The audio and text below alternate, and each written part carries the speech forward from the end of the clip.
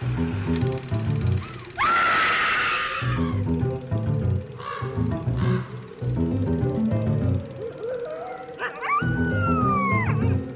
and welcome to Scream Scene, the horror movie podcast, where normally we watch every horror movie ever made in chronological order and then rank them from best to worst.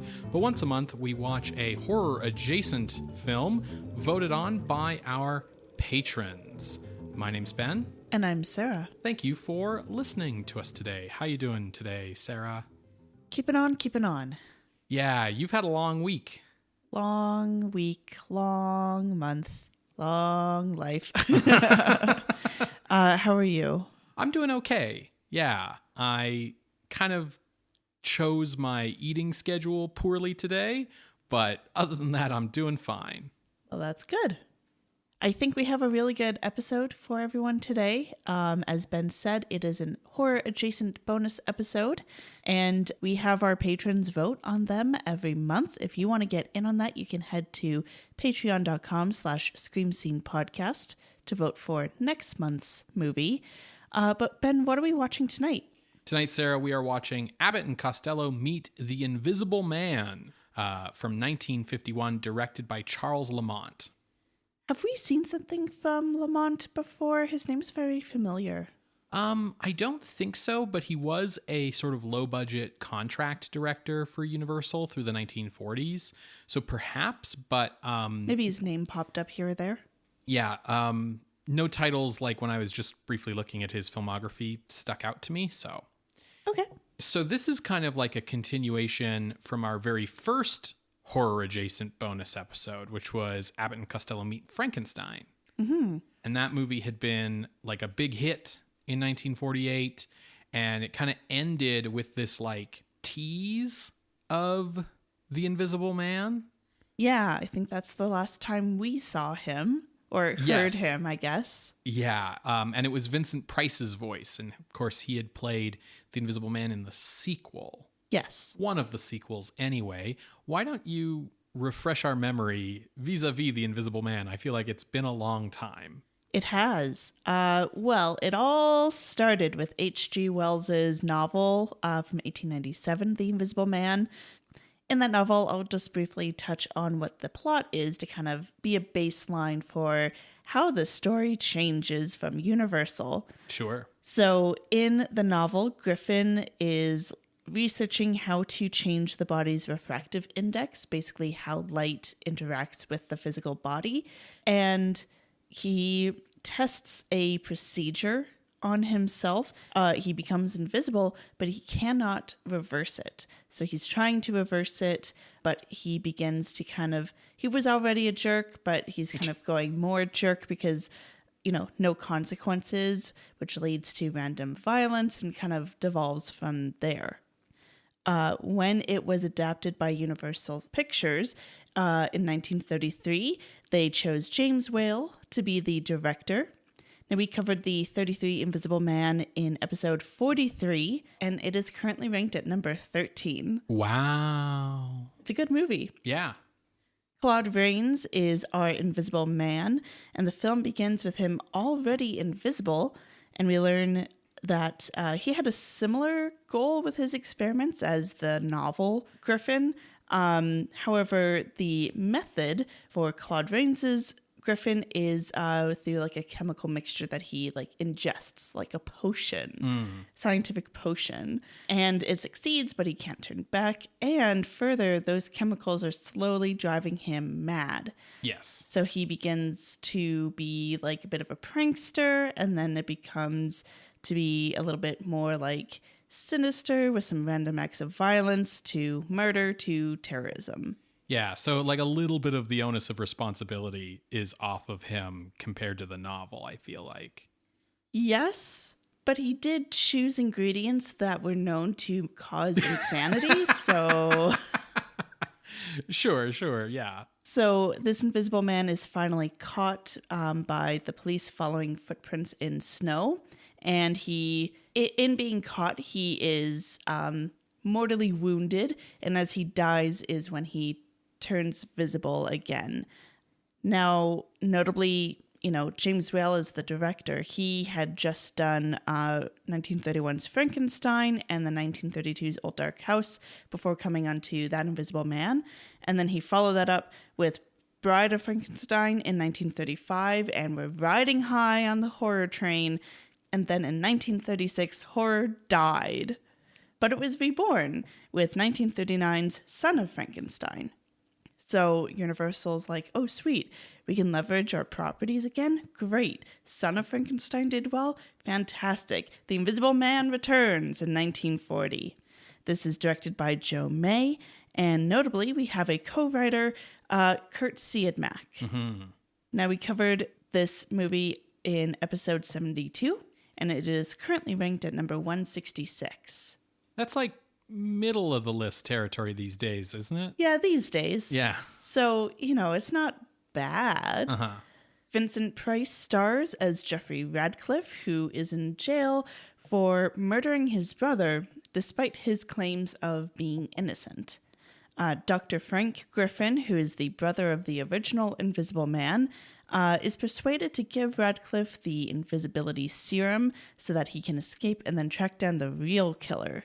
But will he do it in time before the serum drives him mad? Right.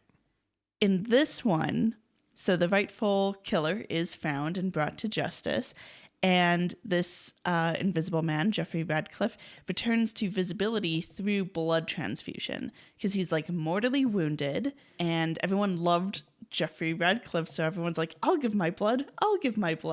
So through like that amount of blood transfusion, he becomes visible again and then has a happy ending. So that's 1940. Also in this time with the resurgence of horror, Universal is like, we have all of these properties. What if we tried to do something different? So The Mummy's Hand, which is more of an adventure version of the original horror movie, and later in 1940, The Invisible Woman comes out, which is a comedy.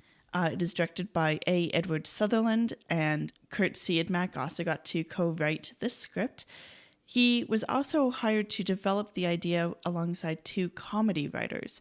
So while, Kurt might have been like, yeah, it's going to be horror, with the involvement of those two writers, as well as a comedic director, this movie was always going to be comedy. One of those writers was Robert Lees, who co-wrote this film. Oh, sweet. Okay. Now, our Invisible Woman in this movie is played by Margaret Sullivan, and her character is Kitty Carroll. She is fired as a department store model and then becomes the test subject for an invisibility device. It goes well, and she just turns visible again, just in time for the mob to get involved and steal the device, but they can't get it to work. So then they go and steal Kitty and the professor to be like, hey, make this thing work. They can't get it to work, but Kitty discovers that alcohol restores her invisibility. So she drinks, becomes invisible. Hijinks ensue. She eventually marries the professor. They have a kid. It's a whole thing. But that's The Invisible Woman, a comedy. And we've never covered that on the show. That would have to wait for like a future horror-adjacent episode, perhaps. Yes. We have also just never seen it. A movie we have seen outside of the podcast is 1942's The Invisible Agent. So this is like 2 years after The Invisible Woman. They saw that, Invisible Woman did well. So they're like, cool, let's try something a little bit different. And The Invisible Agent is a World War II spy thriller directed by Edwin Marin and fully written by Kurt Siodmak. And it stars John Hall playing Frank Raymond Griffin, who is the grandson of the original Invisible Man. And through the family, passed down has been the recipe? Serum? The serum. Well, like the formula is... Formula. I was like, what is the scientific word recipe? For recipe? So that's been handed down. Now, some Axis agents come to Griffin to be like, give us the formula. And he's like, no, I'm a red-blooded American. And then the Allies come to Griffin and they're like, give us the formula. And he's like, no, it's dangerous. And then after Pearl Harbor, he's like, okay, I'll give you the formula. on one condition. It has to be me. So he takes the serum, he goes behind enemy lines, yada, yada, yada. Following that pattern Universal has set up for every 2 years as a visible product, 1944 has the return to horror with The Invisible Man's Revenge. So because it's horror, we covered it on the podcast. It was episode 119, and it is currently ranked at number 170. So lower than his return. Right. It's directed by Ford Beebe. John Carradine is in this one. He's not the Invisible Man. He is the mad scientist. And he injects Robert Griffin, who is played by John Hall, who then uses his invisibility to take revenge on the Herrick family, who he believes stole his fortune. But to be fair, they also did leave him to die. Again, through blood transfusion, he becomes visible again, but only for a short period of time. So he is an antagonist. Like it's clear that he's like gone mad. He escapes from a mental asylum. And so there's tension of like, he's invisible. Oh no. Oh, he's visible. But like, who is he going to kill to get the blood to turn back invisible? So that was that movie, not the worst, not the best.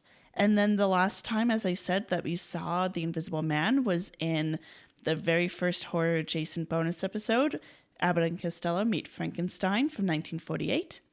I will say in the Universal Pictures Invisible franchise, right, there's this movie when Abbott and Costello meet the Invisible Man, but then the last entry into this franchise is technically 2020's Invisible Man from director Lee Whannell. Yes, which we haven't seen yet. No, just like not at all. Yeah, but notably, like that movie doesn't focus on the Invisible Man. It focuses on his victim. Yes. That movie came out like right when COVID started. And so it was like right as they were closing the theaters. And so we didn't get to see it. And we just kind of haven't gotten back around to it since. There's a lot of media. So there's kind of like this loose relationship to continuity in these movies. Like Invisible Man Returns is a roundabout sequel to the original film because he gets the formula from the original guy's brother. And then Invisible Agent is kind of like several generations down the line, but still has that connection. Whereas like Invisible Woman is a totally different thing. Yes. And they use a device rather than a serum. Right. And then Invisible Man's Revenge is basically like a reboot. Like the guy's name is still Griffin, but it's a new story and it's not related to any of the previous ones. Yes. So there were plans for a fifth Invisible Man movie, which I guess means what? Man, Returns, Agent, Revenge. We're not counting Woman. Okay. I was trying to figure out how they got to 5. There was plans for a fifth Invisible Man movie called The Invisible Man Strikes Back. That movie basically wasn't made because we hit that point in the late 1940s when Universal became Universal International and they really stopped making horror movies for the most part. So it was kind of a victim of that. And then you had Abbott and Costello Meet Frankenstein in 1948, which was kind of like a last hurrah for those characters. And a good send-off as well. But that movie was like this massive hit, and it actually revitalized Abbott and Costello's career, which had been on like a bit of a downswing at that time, partially due to like some health difficulties that Costello had been going through, as well as like there was a bit of a rift between the two men. If you want to learn more about Abbott and Costello and who they were and their beginnings, their origins, you can take a listen to our Abbott and Costello Meet Frankenstein episode where we kind of go into all that. But after Abbott and Costello Meet Frankenstein, like they were hot again. They were, back on top. Not that they'd ever left. And they signed a new contract with Universal that enabled them to appear in films for other studios outside of their contract. So they had to appear in like a certain number of Universal movies every year, but they could go off and do other projects if they wanted to. They made 3 films in 1948, 2 of which were for Universal. They made 2 films in 1949, 1 of which was for Universal. And then they only made a single film at Universal in 1950. 1949, the one Universal film they made had been Abbott and Costello Meet the Killer, Boris Karloff. Yes. A horror comedy that saw the duo kind of teamed up against the most notable member of like the classic Universal horror lineup who did not appear in Abbott and Costello Meet Frankenstein. But in 1949, Costello suffered from a second bout of rheumatic fever, which limited their output. They ended their radio show on ABC in 1949, but they did start appearing on television on NBC in 1951 on the Colgate Comedy Hour.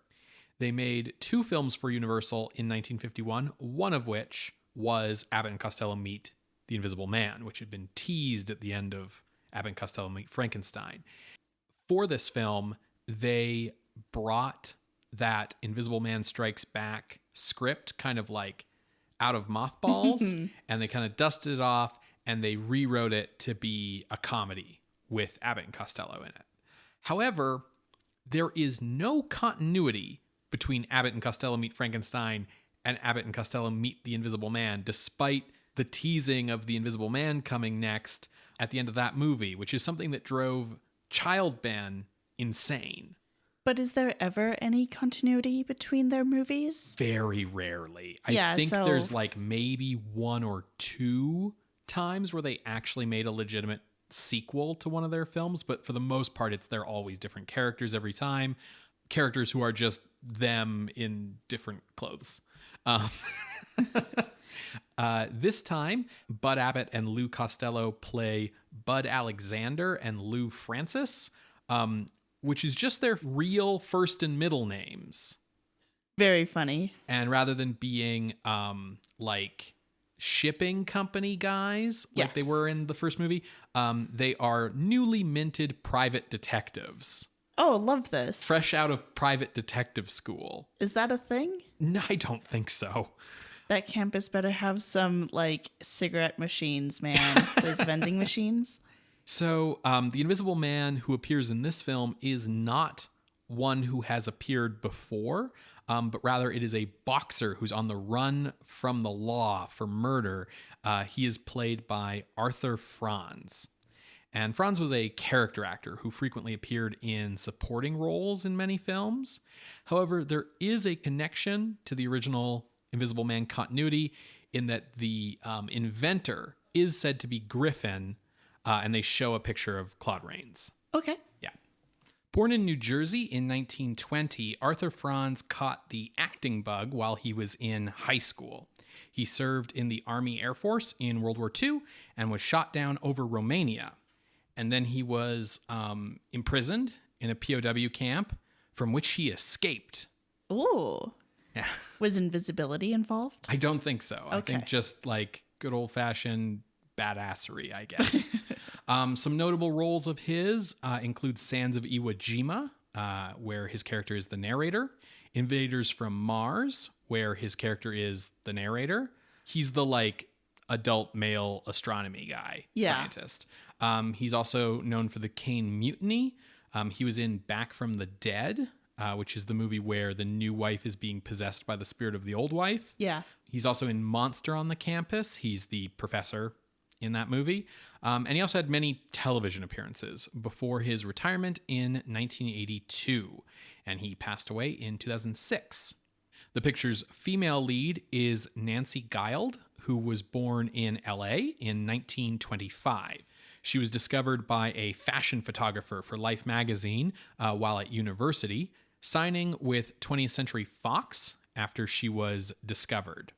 However, after 4 years at Fox, she felt that her career wasn't taking off the way she felt it should, so she left her contract. She also divorced her first husband, Fox contract player Charles Russell. Oh. So just making like a clean break with everything Fox in 1950. In 1951, she appeared in this film, and she married Broadway producer Ernest H. Martin. Her career basically stalled out in the mid-1950s. She divorced Martin in 1975, got remarried to a photojournalist who she also divorced, and then passed away of emphysema in 1999. Okay. Another member of the cast who might be remembered by boomers in our audience is vaudevillian William Frawley, who's probably best remembered from either I Love Lucy or My Three Sons. My Three Sons. I got 3 sons. I'm so glad they came back. My boys. Sarah, number one fan of a show that she has never seen an inch of. But Frawley started performing in vaudeville with his wife Edna way back in 1914 at the age of 27. By 1951, he had appeared in over 100 movies, but his career was kind of winding down at his age, so he accepted the role of the landlord on I Love Lucy, which was given to him on the condition that he clean up his alcoholism, which he was kind of known for being like a drunk and really irritable on set. So he did. Nice. I Love Lucy ran for 9 years, after which Frawley played the grandfather on My Three Sons, starting in 1960 until his death in 1966. So Abbott and Costello Meet the Invisible Man was written and directed by, basically Abbott and Costello's regular team at Universal at this time. Charles Lamont was a contract director at Universal doing lower budget films throughout the 1940s, and he had been assigned to Abbott and Costello beginning in 1950, and he would direct the duo until the team broke up in the mid-1950s. When he was assigned the Abbott and Costello team, he was reluctant to accept it because he felt he would never become a prestigious director doing Abbott and Costello films, and then he realized that it was guaranteed box office hits, basically. Yeah, guaranteed work as well. Yeah. So, he embraced it. As I mentioned earlier, one of the writers on this picture is Robert Lees, a horror comedy veteran. He wrote, or co-wrote rather, The Invisible Woman. He also worked on the 1940 version of The Black Cat, which was a horror comedy. He also wrote Hold That Ghost, an Abbott and Costello horror comedy from the mid-40s. And he also wrote on Abbott and Costello Meet Frankenstein. So he's kind of like a regular guy for them. The other main writer on this film is John Grant, and he was basically Abbott and Costello's top jokes writer, going way back to the duo's beginning in the mid-1930s. Basically, he would write the material for Abbott and Costello that would be inserted into the stories written by other people. So you kind of wrote a screenplay, and then he would come in and write their jokes. In 1951, the year that this movie was made, Costello got kind of swept up in the Red Scare. He became really paranoid, so he demanded his team swear oaths that they had never been communists. Uh-oh. This led to Robert Lees getting put on the Hollywood blacklist, while Grant actually refused to sign. And so Costello fired Grant, but Abbott and Costello rehired him a year later when they felt that their 1952 film Lost in Alaska had suffered as a result. Yeah. Because this was their head joke writer. This was the guy, right? Communists be funny, guys. Come on. He was... Now, there's no evidence that John Grant was a communist, just that he refused to go along with Costello's tomfoolery. But... oh, sorry, let me rephrase. People with backbones are funny, guys. But yeah, he was generally considered to be integral. It was really a trio, just the other guy didn't perform. When the Abbott and Costello team broke up in 1955... Who got custody? Grant had a heart attack and died. Oh, no one got custody. Yeah. God got custody. Oh, boy. Robert Lees, meanwhile, worked under pseudonyms in the blacklist. He later got involved in atheist and humanist activism activities. And then he was brutally murdered in 2004 at age 91 by a homeless man on meth who was on a killing spree. Oh, wow. Yeah, I'm not going to go into details on the podcast. Yeah, don't. But we are not a true crime podcast. The special effects for Abbott and Costello Meet the Invisible Man were handled by Stanley Horsley, who had worked on Invisible Man Returns, Invisible Woman, and Invisible Agent. In all of the Invisible Man movies, special effects are praised. Yes. Even Invisible Woman. The creator of the Invisible Man effects was John Fulton, who did them for the original movie and also for Returns, Invisible Woman, and Invisible Agent. And Horsley had kind of worked under him on those three pictures. By this point, I believe Fulton had left Universal for Paramount and was now the special effects guy there. So Horsley's the one kind of in charge this time around. Abbott and Costello Meet the Invisible Man was released on March 14th, 1951, and it made $1.5 million. against a budget of $627,000. Damn. Most of which was probably Costello and Abbott's salaries. Yeah. Wow. It is widely available on a variety of either Abbott and Costello or Universal Monsters box sets, like Complete Invisible Man, it's there. Complete Universal Monsters, it's there. Complete Abbott and Costello, it's there. It's widely available. You can rent it online on iTunes or on the Microsoft Video Store. Okay. Well, folks, hopefully you find a copy to watch along with us. You're going to hear a brief musical interlude, and when we come back, we will discuss Abbott and Costello Meet the Invisible Man from 1951, directed by Charles Lamont. See you on the other side, everybody.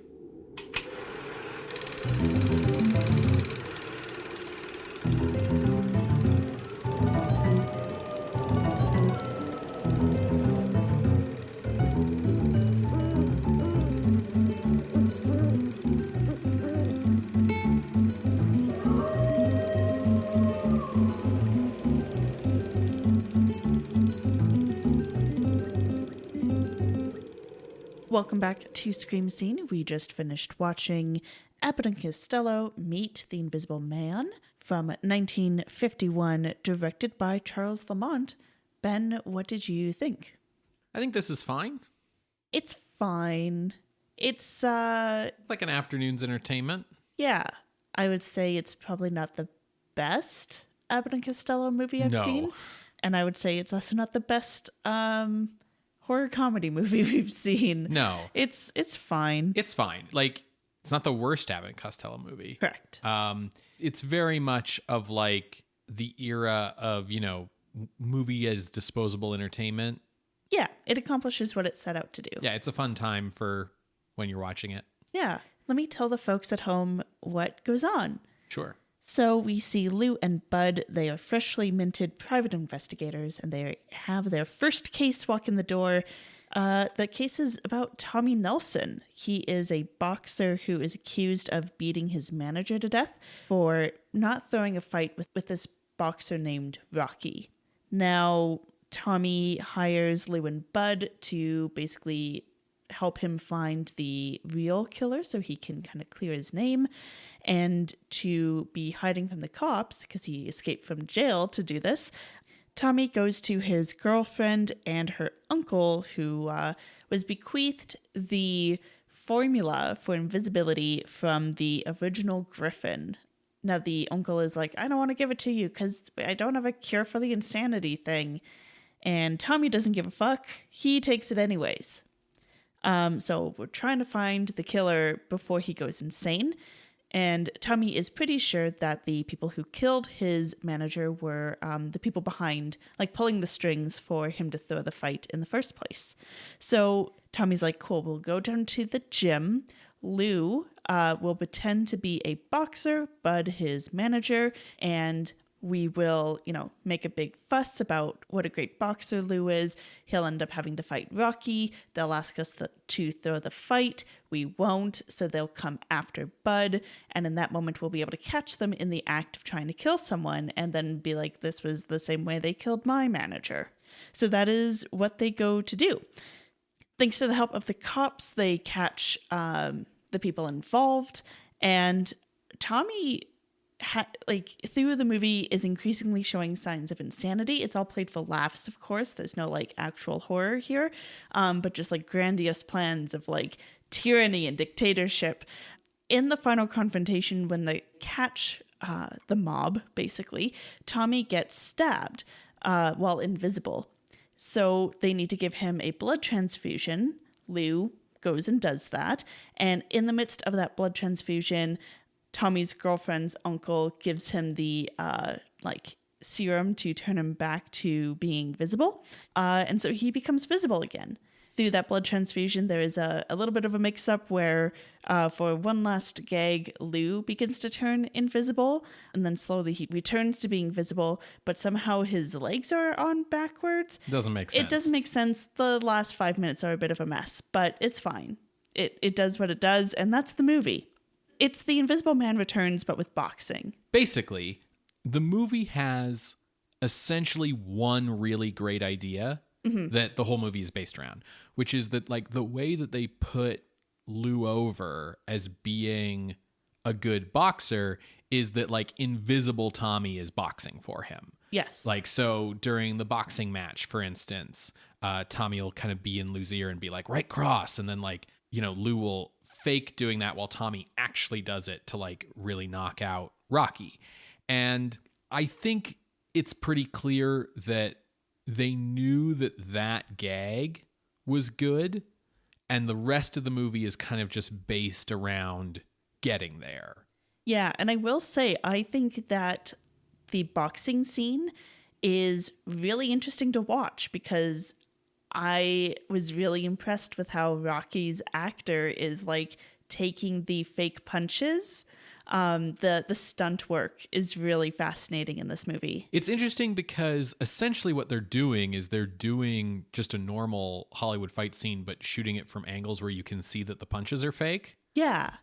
But the other thing that's really neat about that is if you listen to our original Abbott and Costello Meet Frankenstein episode, Lou Costello in real life used to box. Mm-hmm. So before he went into vaudeville, he was a boxer. I've heard kind of two stories about why he quit boxing. One of them is that he won something like 38 straight bouts and then he lost and was injured and called it quits. The other is that like he was kind of boxing in secret and that when his parents found out he was boxing, they kind of like made him stop. I like both those stories. Yeah.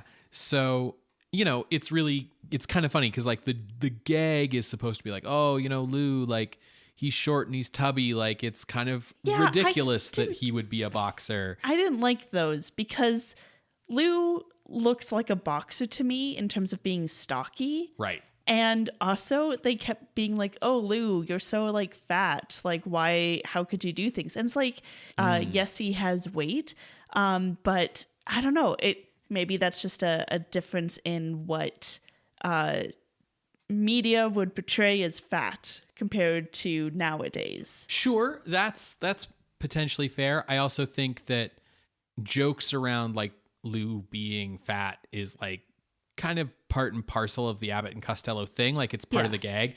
So I don't like, it doesn't bother me too much because they were doing this stuff for 20 years. And if these weren't the jokes he wanted to be telling, they wouldn't tell them kind of thing. I think it's just a factor that some of their comedy isn't for me. Sure. Particularly because it's supposed to be like a funny joke thing that Bud is mean.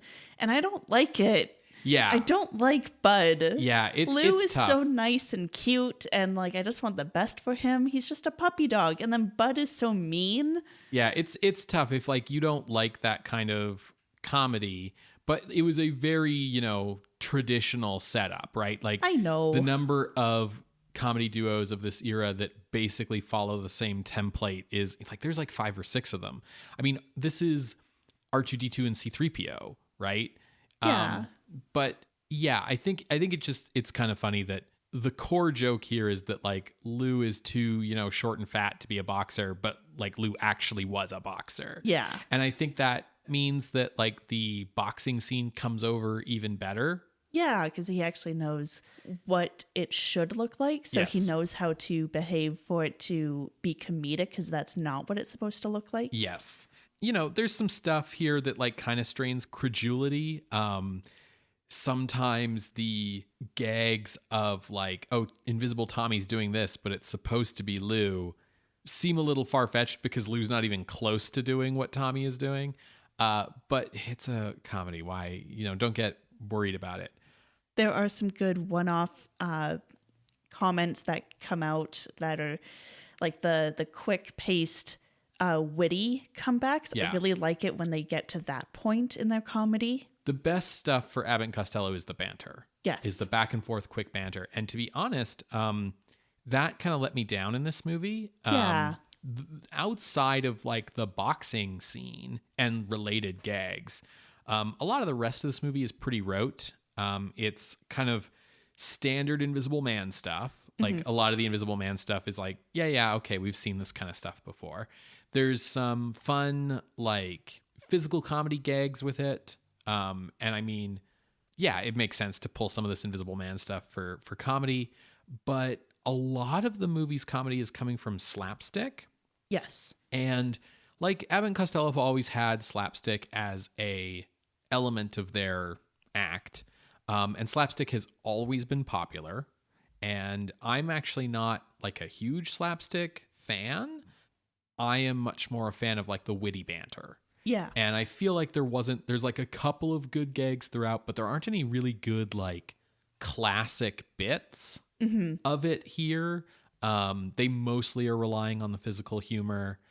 So, you know, there's nothing like there wasn't anything I didn't enjoy, but it was just kind of very like paint by numbers, right?